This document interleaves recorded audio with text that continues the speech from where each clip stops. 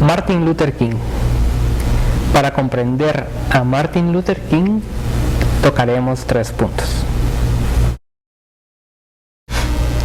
Como primer punto, veremos cuál fue el entorno de King. Ya habían pasado 100 años desde que la esclavitud había sido abolida, pero aún así la segregación racial seguía viva. La segregación estaba ligada completamente a la ley y regulada por ella misma. Esta se hacía aparecer en restaurantes, escuelas, servicios públicos,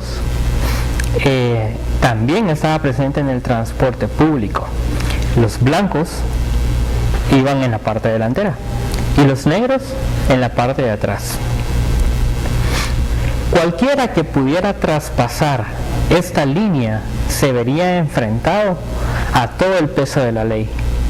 No tan solo a la ley, también se hacía presente un grupo llamado el Ku Klux Klan, un grupo el cual era sanguinario con los afroamericanos. Todo estaba clasificado. Los blancos estaban titulados como white y los negros eran titulados como colored. Este fue el entorno en el cual nació Martin Luther King.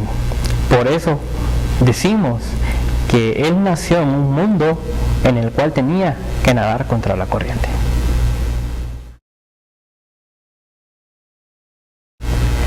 Como segundo punto, veremos quién fue Martin Luther King.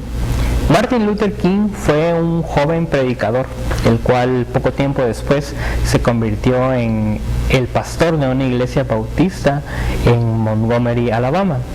A la edad de 29 años fue director del movimiento pacifista para Norteamérica, utilizando el lema I am a man. La diferencia entre King y otros líderes de su época fue de que King era lo que él predicaba. Recorría las calles de lunes a domingo, haciendo que el sermón que había dado el día domingo se volviera realidad en cada una de las calles de Norteamérica.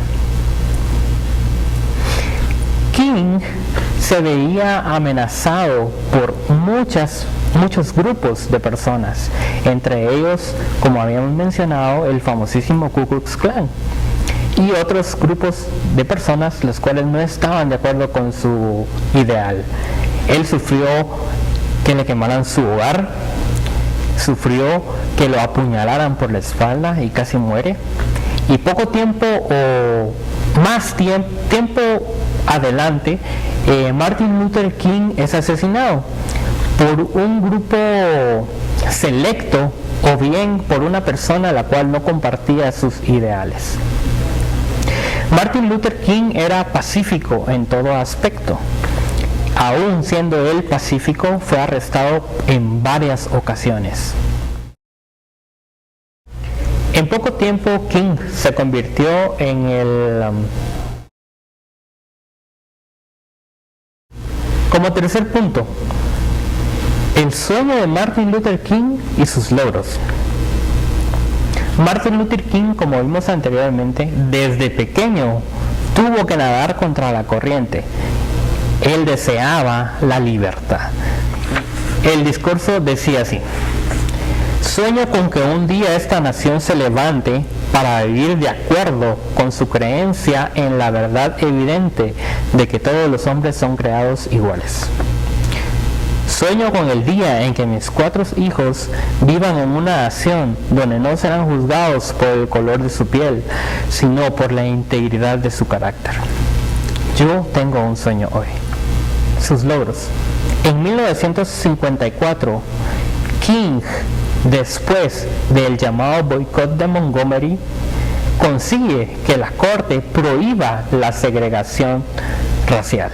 En 1963, King reúne alrededor de 200,000 personas en Washington, proclamando y reclamando los derechos civiles, el derecho al voto afroamericano. En 1964, en presencia del presidente Lyndon Johnson, se firma el legado que había dejado John F. Kennedy. Se firma el Acta de los Derechos Civiles. En 1964 se le otorga a Martin Luther King el Premio Nobel de la Paz. En conclusión, King reclamó lo que por derecho Dios nos había regalado a todos, la libertad, la cual nos otorgó al hacernos a su imagen y semejanza. En otras palabras, todos somos iguales ante su presencia y somos hermanos. Con esas palabras podemos decir que Martin Luther King se convirtió en uno de los líderes con más influencia en el siglo XX.